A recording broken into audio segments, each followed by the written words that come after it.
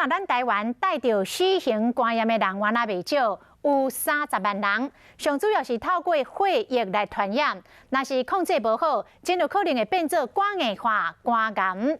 卫福部来发出讲，要伫5年内消灭这个国病，所以为今年的9月中旬开始，放宽4型肝炎体检的年龄到45岁。肝的问题要真详细来检查，每一个细节拢要注意。敢若会使透过超音波才看会出来。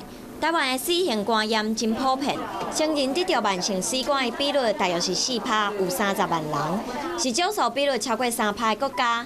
不过大约有12万人也未互人检查出来。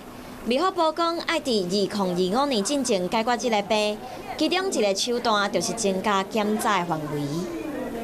106年的时候，我们已经编列了31.01亿，那在今年更是突破，编列了81.66亿。那为的就是希望能够尽早把新型肝炎的病人能够让他治愈。